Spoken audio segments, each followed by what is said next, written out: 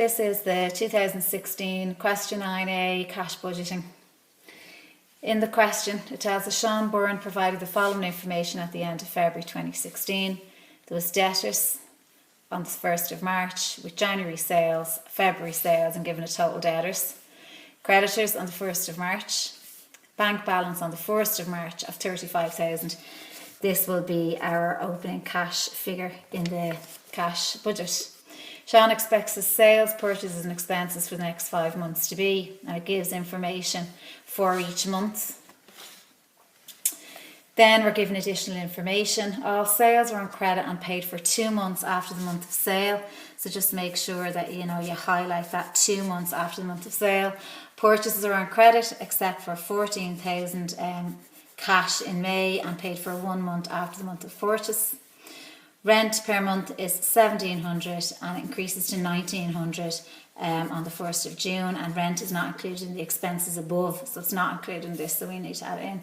Equipment will be bought in June for 18,000 cash and expenses are paid as they are incurred. So what you're looking for here, for A, prepare a cash budget on a monthly basis for the period March to July inclusive, so including all of those months between March and July, and also the total column for the period. We're also asked here 2 reasons. Part B, why Sean Byrne would complete a cash budget, but we're just going to focus on part A in this. Okay, so for the purpose of this question, I've already ruled out a budget, okay, just to kind of save time, all right? So you'll see up above here, you'll have the title, okay?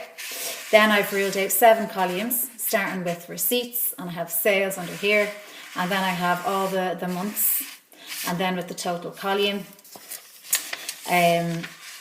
So I've gone, I suppose I've put all the titles in here, the headings for the cash budget. We wouldn't really do this, I'm only doing it like for the purpose of this video. When you're starting off, start with sales and progress down through the headings, okay?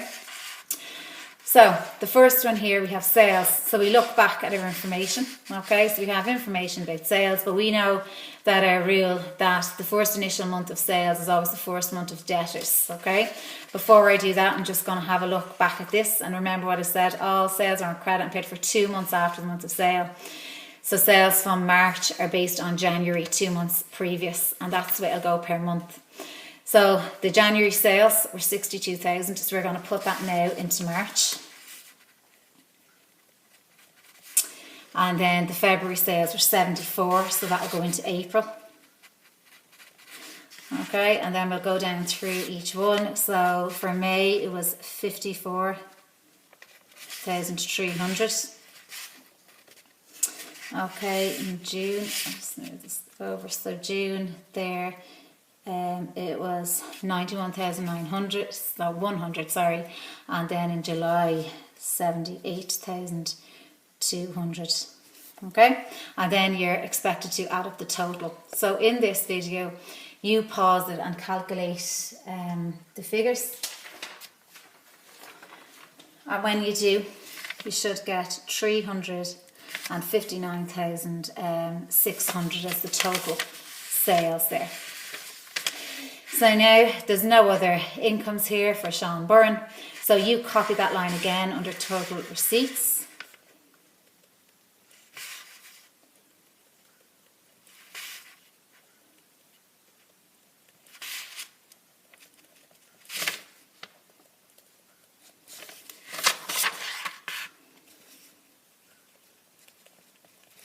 And that leaves us now with our total receipts line per month.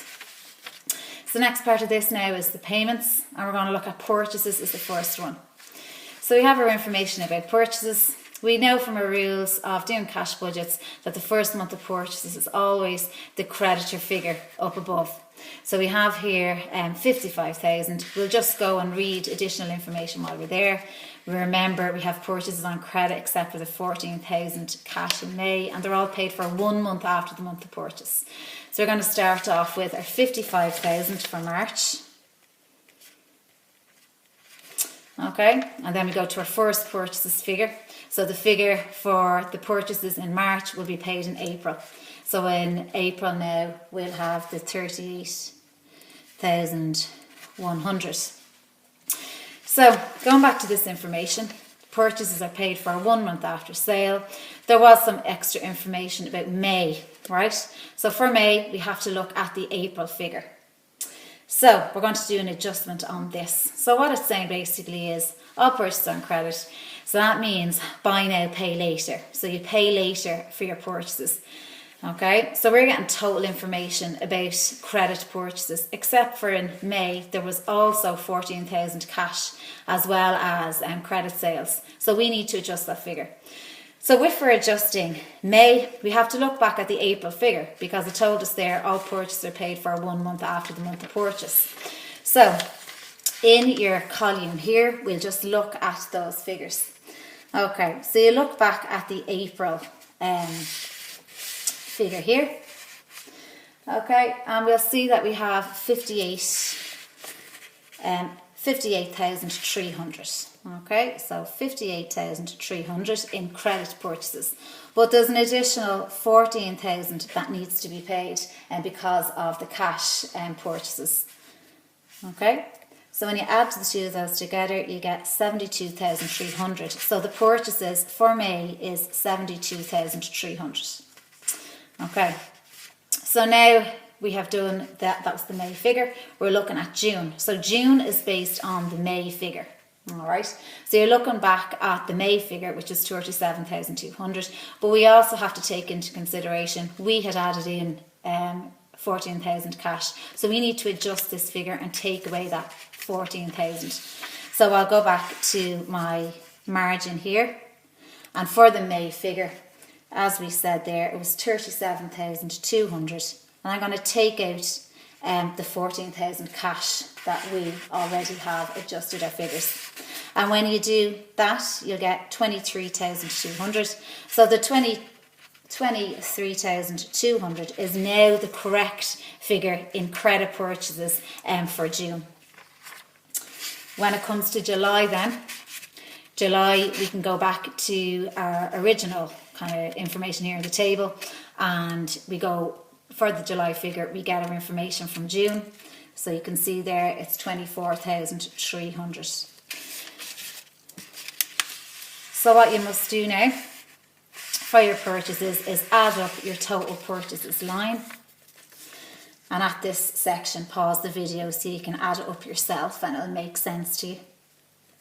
You should get 212,900 for total purchases. Okay, so that's that much. Okay, so we're going to go down through this. So we've dealt with sales, we've dealt with purchases. Now we're going to look at expenses. Let's look at our information, and I'll just mark these as here. So expenses are paid as they were incurred. So incurred means is when they happened. So we can take that, the purchases, the expenses in March, the expenses in April. So the 5,000 in March, they spent 5,000 in March, and they spent 12,000 in April, 10,000 in May. So they're payable, I suppose, in the month they occurred. So you're going to add in all of those figures now. So I have it here. So for expenses, so 5,000, 12,000 in April, 10,000 in May, 13,000 in June, 16,000 in July, and then again take a minute to add up the total expenses. And when you do, it is 56,000. So that's all of your information for total expenses for the month there. So I'm just going to tick that off, and I'm going to tick it off here. I'll go down to the rest of them now. Rent, so rent per month, as we said, was 1,700 and increases to 1,900 on the 1st of June, and we already read that rent is not included in expenses. So we start off by doing that. So as it said here, 1,700 in March, 1,700 in April, and 1,700 in May. It told us there was an increase to 1,900 that was in June and in July, and then you add up your total rent for the period, and I'll give you a minute to do that. You should get 8,900 when you do. Okay, so that was rent. So moving on to this one here now. Equipment will be bought in June for 18,000 cash. So you're writing in your equipment and you're just putting in that figure in the appropriate month. So it was June. Okay, when we had that figure, and then just put a dash in all the other months. So 18,000 equipment bought in June by cash. Okay, so we've dealt with all of the information that was provided. Okay, so at this stage now, you're required to add up total payments, and you remember how we got that. So under the payments section, you're adding up all expenses there. So like that, pause the video so you can add up all your total payments.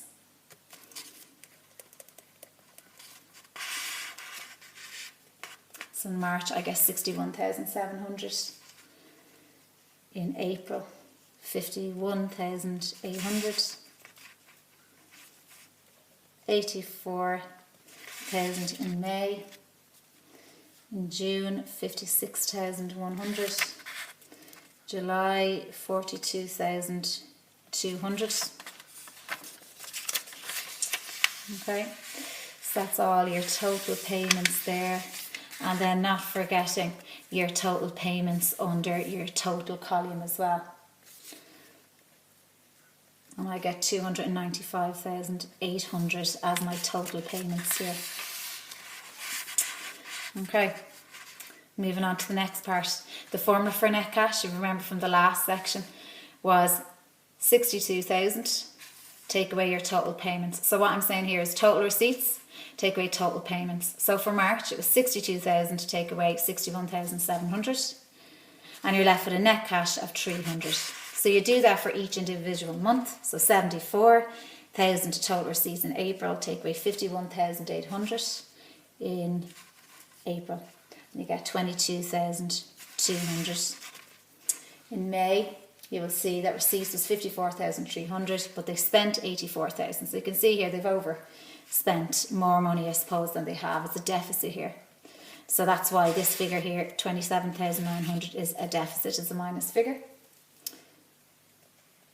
You get 35,000 in June, and then 36,000 net cash in July. And then again, take a moment to add up all of your net cash in the total column. And when you do, you get 63,800. So that's our figures there for the net cash. So moving on to the second last line, and we're looking at opening cash. So you remember we mentioned at the start of this that the bank balance on the 1st of March, the 35,000, we mark this as our opening cash. So we're going to do that here. So under opening cash, we'll write in the 35,000. And if you remember, it's always in the first month. So the first month of this budget is March. And then we also then put it into the total column as well. So the total column here at the end of the 5 months, and it's 35,000. So onto the last line, the closing cash. And the formula for closing cash is net cash plus opening cash, and you do that for every month. So as you can see for the first one, the closing cash of March is 35,300. So remember the rule, the closing cash of one month is the opening cash of the next. So the opening cash of April now is the 35,300. To get closing cash again, net cash plus opening cash, and when you do, it's 57,500. So 57,500 is the closing cash of April, which is now the opening cash of May, 57,500. So you remember in this case, to get closing cash, it's opening cash plus net cash. In this case, if you remember, in this month of May, there was a deficit. So you'd have to subtract away the 29,700 because they've overspent. We owe that money out. And when you do, you get 27,800, and that is the closing cash of May, which is now the opening cash of June. And then we're going to add up the two figures here to give us the net cash in June. 62,800, which is now the opening cash of July. 62,800 plus our net cash, and you get 98,800. So that's one of our totals at the end of July, at the end of the cash budget. The last part, if you remember, in the total column, to get closing cash, it is net cash plus opening cash. And when you do, you get 98,800, which is the same as the last final figure for the month of July. So you know your budget is right. And that is the 2016 question 9A cash budget.